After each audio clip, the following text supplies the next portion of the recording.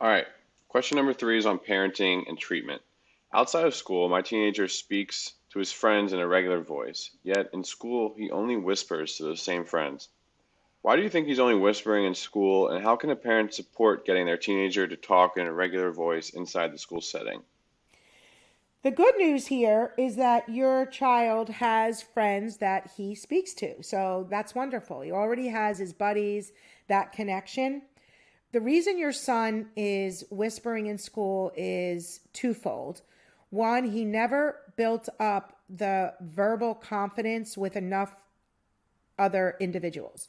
So, in other words, he's got his buddies, so he's turning to them, he's talking to them, but he doesn't have the verbal connection, confidence to speak to others. So, let's say your son is friends with three people and they're in his class. He's built that verbal confidence with them. He's able to talk, but the whispering occurs because he doesn't have it with those other individuals. When I see this happen, it's also a result of that sense of expectation for speech that probably started when he was younger. You need to speak, you should speak, the teacher's trying to get him to speak. So that anxiety within the school setting is something that's existed from when he's younger. So it may not appear as anxiety now, but that condition not speaking in school is there. But the wonderful news is he's progressed into speech with at least three kids. How we can utilize that, one, is sitting near those peers in class, the teacher asking a question.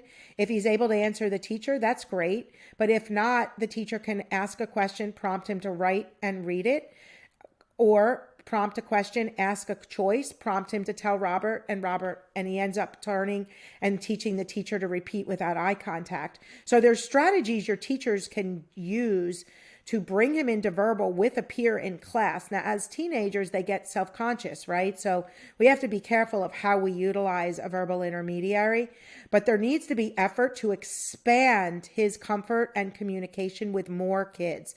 So what I would be doing, since he's got these, let's say three kids he's already verbal with, I don't know the number. We want to work on kids 4, 5, and 6. So as much as we can in as many classes as we can, pair and group your son with as many new kids as possible, maybe keeping one child that he's verbal with, and then having small group interactions as much as possible through projects, through clubs, to expand his comfort, but also his verbal communication, his because I believe he'll verbalize as we expand because he's already verbalizing with a few. He's not a speech phobic, so he's not stuck in the nonverbal. We just need to expand buddies.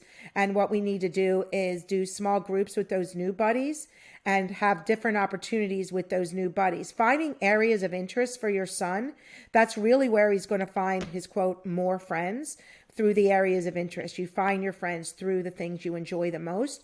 But even if it's just verbal confidence and increasing it, also the more that he reads, like reading directions, that's going to help him speak with others as well, because reading is not difficult for kids that are already somewhat verbal. It's coming up with your thoughts, trying to process.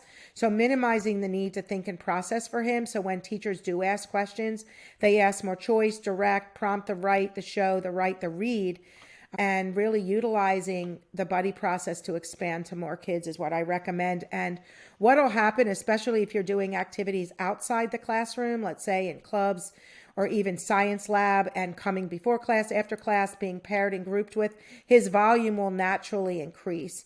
But to expect a regular volume in a full class of kids right now, like a large group question, is unrealistic right now. But definitely he can bridge down in a larger group, either write and show or using an intermediary. And sometimes the simple act of writing and reading it is really enough. And with practice, through reading especially, their volume tends to increase. Isn't that interesting? Yeah, I like what you were saying about how you would encourage this teenager to find his areas of interest because Yeah, that would probably get him out of his head a little bit more and more like just in the moment and excited to be where he is and not thinking as much, right? absolutely. And also, if there's areas he's strong, like really excels in and he's good at, like, in other words, let's say he's strong in math. Maybe he can help another child. So he's a big shot role, we call it, helping younger children with things. being more of utilizing his skills. How's that sound? Really utilizing his skills, that gives confidence. With confidence, anxiety lowers. As anxiety lowers, volume will increase as well, especially in areas that he's showing his knowledge and helping someone else. We've had a lot of teenagers reading to younger kids, doing projects with younger kids, doing clubs with other children, working in peer tutoring. If your child, the teacher can say, hey, Robert, why don't you help so-and-so with his math project, or anything you can do to really help him in the areas he excels as a way to help him communicate, to guide him with peers, is really another helpful thing. So not just expanding buddies, but thinking of opportunities where he can be what we call a big shot.